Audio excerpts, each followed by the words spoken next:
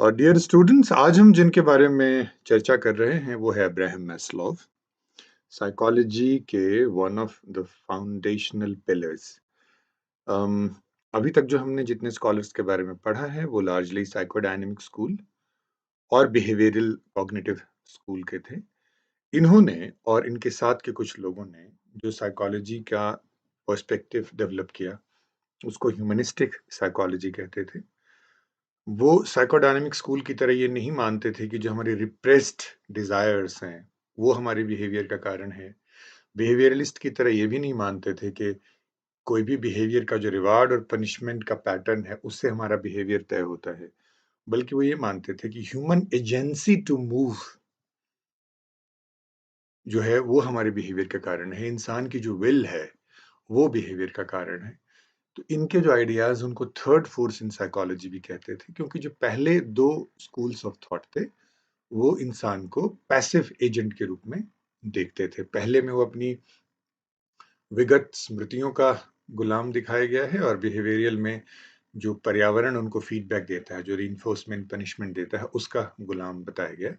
लेकिन मैस्लोवियन साइकोलॉजी जो डेवलप हुई, जो ह्यूमनिस्टिक साइकोलॉजी डेवलप हुई, उसमें ह्यूमन बीइंग और उसकी विल और उसकी एजेंसी ये एक इम्पॉर्टेंट कंस्ट्रक्ट रहा।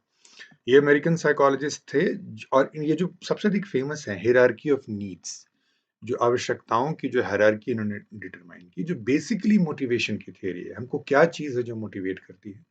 तो उन्होंने कहा हमारी जरूरतें जो है वो मोटिवेट करती है, और उन्होंने जरूरतों के 5 लेवल्स जो हैं वो बताए। और उन्होंने कहा कि जब तक नीचे का लेवल फुलफिल नहीं हो जाता तब तक हम अगले लेवल पे नहीं जाते। हालांकि बाद में इन्होंने इस थ्योरी में चेंजेस किए। उन्होंने कहा कि नीचे का लेवल यदि पूरी तरह फुलफिल नहीं है तभी भी अगले लेवल पे हम जा सकते हैं। पार्शियल फुलफिलमेंट के बाद भी हम नेक्स्ट लेवल पे जा सकते हैं, कंप्लीट फुलफिलमेंट की जरूरत नहीं है। ये एक तरह से साइकोलॉजिकल हेल्थ की थियरी है, जिससे इंसान की जो फुलफिलमेंट है, उसकी जो नीड है, और अल्टीमेट जो नीड है इनके हिसाब से वो है सेल्फ एक्चुअलाइजेशन। सेल्फ एक्चुअलाइजेशन मतलब इंसान की जो भी संभावनाएं हैं उन संभावनाओं को पूर्ण कर लेना, जो पोटेंशियल है उसको रियलाइज करना, इसी को सेल्फ एक्चुअलाइजेशन के रूप में उन्होंने देखा है। जैसा मैंने कहा, ये 5 तल इसमें दिखाए गए हैं पिरामिड की तरह। और ये 5 तल क्या है? सबसे नीचे के लेवल में हमारी बायोलॉजिकल नीड है, शरीर की आवश्यकताएं हैं। हवा, भोजन, पानी, आवाज, वार्मथ। अब देखो ये वेस्टर्न कॉन्टेक्स्ट में है जहां बहुत अधिक सर्दी पड़ती है, तो वार्मथ एक बायोलॉजिकल नीड है। सेक्स, स्लीप, ये कुछ हमारे शरीर की आवश्यकताएं हैं जो बॉटम लेवल की आवश्यकताएं हैं। इसके ऊपर की जो आवश्यकताएं हैं उसको सेफ्टी नीड्स कहा गया है। Protection from elements. एलिमेंट्स का मतलब क्या है? कि बारिश जो है वो एलिमेंट्स आपको पता ही है, प्रकृति के जो 5 तत्व हैं, आग से बचाव, धूप से बचाव, जो एलिमेंट्स हैं नेचर के उनसे बचाव, बाढ़ से बचाव, भूकंप से बचाव। Safety, security, order, law, stability, freedom from fear. आपको बताइए कि कई जातियां, कई परिवार ऐसे होते हैं जो हमेशा डर की अवस्था में रहते हैं, उनसे मुक्ति पाना जो है वो जरूरी है। वो हमारी सेकंड इंपॉर्टेंट सेफ्टी नीड है, सेकंड लेवल की, बायोलॉजिकल के ठीक ऊपर सेफ्टी नीड्स। तो एग्जाम में क्वेश्चन जो आते हैं इनमें से कोई एक वर्ड दे देंगे, जैसे वार्मथ दे देंगे, स्लीप दे देंगे, स्टेबिलिटी दे देंगे, और पूछेंगे किस तरीके की नीड है। तीसरी नीड है लव एंड बिलोंगिंगनेस नीड, है ना? फ्रेंडशिप, इंटीमेसी, ट्रस्ट, एक्सेप्टेंस, प्रेम का आदान प्रदान, एफिलिएशन। हम किसी न किसी ग्रुप से जुड़ना चाहते हैं। स्टूडेंट जब हमारे पास आते हैं तो कुल्लू के बच्चे इकट्ठा हो जाते हैं, चंबा के बच्चे इकट्ठा हो जाते हैं, तो कहीं ना कहीं हम एफिलिएशन चाहते हैं। कास्ट के ग्रुप होते हैं, राजपूत सभा, ब्राह्मण सभा, दलित सभा। तो ये जो लव एंड बिलोंगिंगनेस की नीड है, अलग अलग स्टेट के लोग इकट्ठे हो जाते हैं, है ना? तो आप देखो अलग अलग देशों के लोग जो है वो इकट्ठे हो जाते हैं, क्योंकि एक लव एंड बिलोंगिंगनेस की नीड होती है, वो थर्ड लेवल की नीड है। चौथे लेवल की नीड जो स्टीम नीड है। स्टीम नीड के 2 लेवल हैं, अपने लिए steam, dignity, achievement, mastery, independence. और दूसरा जो रिपुटेशन पे डिपेंड करती है, जो रिस्पेक्ट, हम प्रेस्टीज हम सोसाइटी में चाहते हैं, स्टेटस, प्रेस्टीज, ये सारी तो स्टीम नीड्स जो है वो 2 लेवल की हैं, अपने लिए, अपने कॉन्टेक्स्ट में, और सोसाइटी के कॉन्टेक्स्ट में। सोसाइटी आपको कैसे ट्रीट करती है और आप अपने को कैसे ट्रीट करते हैं, ये स्टीम नीड्स। लास्ट लेवल जो है वो सेल्फ एक्चुअलाइजेशन नीड है। एक्चुअली मैस्लो कह रहे हैं कि इंसान जब धरती पे आता है, अपनी ज़िंदगी शुरू करता है, तो अल्टीमेटली उसका जो उद्देश्य होता है सेल्फ एक्चुअलाइज़ेशन पे होता है, बट उस लेवल तक बहुत कम लोग पहुँच पाते हैं क्योंकि उनके लोअर लेवल की नीड्स पूरी नहीं होती। जैसा मैंने कहा सेल्फ एक्चुअलाइज़ेशन नीड में अपनी पर्सनल पोटेंशियल को रियलाइज़ करना है, अपनी संभावनाओं, अपनी क्षमताओं का पूर्ण विकास, जो वो होने आए हैं इस धरती पर, उस होने तक पहुँचना जो है, इसलिए कई बार इसको बीइंग नीड भी कहते हैं। अभी भी मैं कहीं पढ़ रहा था तो अभी की दुनिया में कह रहे हैं कि भई ह्यूमन बीइंग जो है वो मिसिंग है आज के ज़माने में। ह्यूमन डूइंग है, लोग कर रहे हैं कुछ ना कुछ काम, बट वो एग्ज़िस्ट नहीं कर रहे हैं, वो मशीन की तरह कर रहे हैं। ह्यूमन बीइंग और ह्यूमन डूइंग। तो ह्यूमन बीइंग जो है ना, वो सेल्फ एक्चुअलाइज़ेशन नीड है, जहाँ आप अपनी व्यक्तिगत संभावनाओं पे का जो अंतिम स्तर है, वहाँ तक पहुँचते हैं। पीक एक्सपीरियंसेस आप फ़ील करते हैं। जो आर्टिस्ट, सिंगर, एक्टर्स ये होते हैं कलाकार, वो sports person for example peak experiences feel करते हैं। और मतलब बेसिकली सेल्फ एक्चुअलाइज़ेशन वो स्टेज है जहाँ आप अपनी क्षमताओं के शिखर पर होते हैं, वो सेल्फ एक्चुअलाइज़ेशन नीड्स है।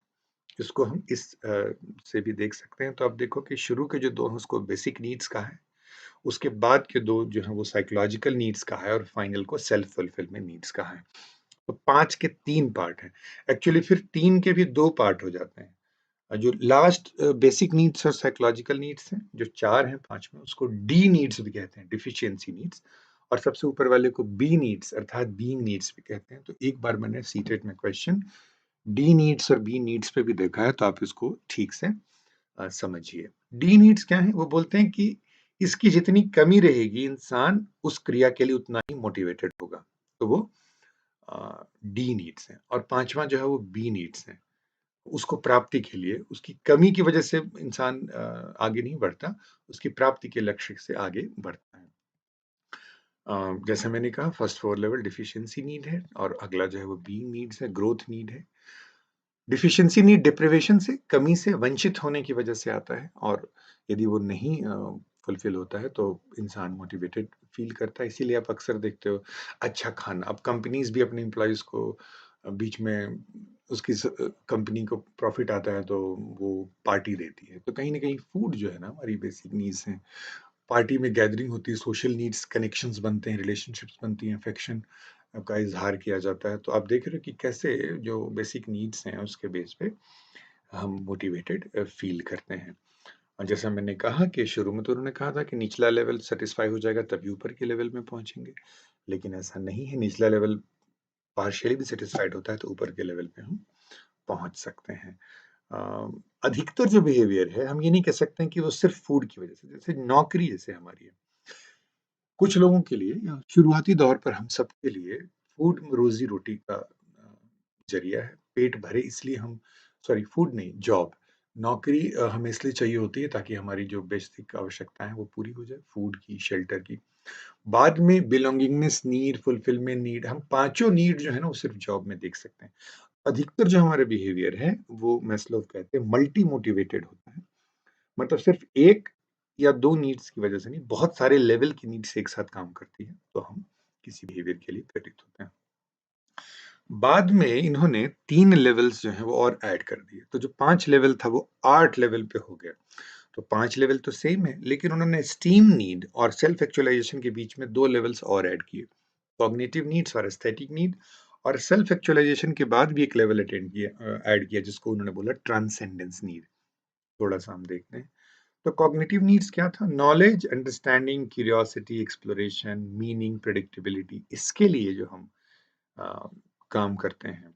नॉलेज बढ़ाने के लिए, अंडरस्टैंडिंग बढ़ाने के लिए, अपनी उत्सुकताओं को शांत करने के लिए, नई चीज़ें ढूँढने के लिए, मीनिंग ढूँढने के लिए, इसको उन्होंने कॉग्निटिव नीड कहा। Aesthetic need, appreciation and search for beauty, balance, form, वो जो नीड है उन्होंने को एस्थेटिक नीड कहा। और ये दोनों लेवल जो हैं उनके स्टडीज़ में निकल के आए कि एस्टीम नीड्स और सेल्फ एक्चुअलाइजेशन नीड्स के बीच में है। और 8वां है ट्रांसेंडेंस नीड। मतलब सेल्फ एक्चुअलाइजेशन में तो आप अपनी क्षमताओं का पूर्ण विकास करते हैं, बट इंसान अपने आप के बियॉन्ड जाना चाहता है। आप कुछ ऐसे एक्सपीरियंस करना चाहते हैं जिससे आप अपने व्यक्तिगत सीमाओं के परे पार जो है वो निकल जाते हैं, ट्रांसेंड कर जाते हैं। जैसे मिस्टिकल एक्सपीरियंसेस, प्रकृति के साथ जुड़ाव, aesthetic experiences, sexual experiences, service to others, science में कुछ नेक्स्ट लेवल का करना, अध्यात्म के क्षेत्र में मुड़ जाना, ये जो सारी चीजें हैं उसको ट्रांसेंडेंस नीड्स में कहा गया है, जब व्यक्ति अपनी सीमा के परे चला जाता है। तो ये जो है आप जो नया वाला हायरार्की ऑफ नीड्स है उसका डायग्राम ये है। तो शुरू के 4 जो थे डिफिशियंसी नीड्स तो वो वही रहे, लेकिन जो 5वां सेल्फ एक्चुअलाइजेशन था उसके 3 साथी और आ गए हैं, कॉग्निटिव, एस्थेटिक और ट्रांसेंडेंट। तो शुरू के 4 डी नीड्स और आखिरी 4 ग्रोथ नीड्स या बीइंग नीड्स, बी नीड्स। तो हम देख रहे हैं कि मैस्लोव ने साइकोपैथोलॉजी वाला पार्ट नहीं देखा। बीमारों की स्टडी जो की थी फ्रॉइड ने या साइकोडायनामिक स्कूल ने, इन्होंने स्वस्थ लोगों की स्टडी की जो साइकोलॉजिकली हेल्दी हैं, और उसके बेस पे उन्होंने ह्यूमन बिहेवियर की थ्योरी बनाई। तो ह्यूमन पोटेंशियल पे उनका फोकस ज्यादा था, और वो ये मानते थे कि ह्यूमन मोटिवेशन जो है वो फुलफिलमेंट और चेंज, पर्सनल ग्रोथ से लिंक्ड है, और सेल्फ एक्चुअलाइजेशन ही लाइफ का ऑब्जेक्टिव है। बाद में उन्होंने तो कहा ट्रांसेंडेंस जो है वो ऑब्जेक्टिव है, लेकिन बेसिकली वो अपने आप जिनकी लाइफ फुलफिल्ड है, सेटिस्फाइड है, सेल्फ एक्चुअलाइज लोग वही हैं। तो मैस्लोव का की कंट्रीब्यूशन आप देखिए, ह्यूमनिस्टिक साइकोलॉजी के फाउंडर्स हैं, ट्रांसपर्सनल साइकोलॉजी के, पॉजिटिव साइकोलॉजी अभी जो बहुत पॉपुलर हो रही है, उसके सारे बेसिक थियरी जो मैस्लोव और रोजर्स के आते हैं, रोजर्स हम अगले वीडियो में डिस्कस करेंगे। Peak experiences, plateau experience, B value, hierarchy of needs, self-actualization, qualities of self-actualization, meta motivation, motivation के पीछे का जो मोटिवेशन है, meta motivation, psychology of science उन्होंने शुरू की। तो ये बहुत सारा कंट्रीब्यूशन जो है अब्राहम मैस्लो का है। बाय द वे वो खुद बहुत डिप्राइव फैमिली के थे, और उन्होंने खुद बेसिक नीड्स के लिए बहुत जिंदगी के शुरुआती दौर में वो और उनकी फैमिली तरसती रही हैं। अपने अनुभवों के आधार पर उन्होंने देखा कि उसी नेगेटिव एनवायरनमेंट में और भी लोग पैदा होते हैं लेकिन खत्म हो जाते हैं, बट कुछ लोग अब्राहम मैस्लोव जैसे लोग हैं जो नेगेटिव वातावरण में पैदा होने के बावजूद भी अपनी विल पावर से अपनी नीड्स को फुलफिल करते हुए सेल्फ एक्चुअलाइजेशन लेवल तक पहुंचते हैं। उनकी कुछ इंपॉर्टेंट बुक्स हैं। थ्योरी ऑफ ह्यूमन मोटिवेशन पे सबसे अधिक क्वेश्चन आते हैं, फिर motivation and personality, religions, value and peak experiences, psychology of science towards the psychology of being. तो आप देख रहे हैं कि इनमें जो सबसे पॉपुलर है मोटिवेशन एंड पर्सनालिटी पे क्वेश्चन आता है। तो आई होप मैस्लोव के जो क्वेश्चन आएंगे you will be able to deal with them. ये भी है the farther reaches of human nature, life के आखिरी टाइम में लिखी हुई किताब है। Personality and growth, humanistic psychologist in classroom.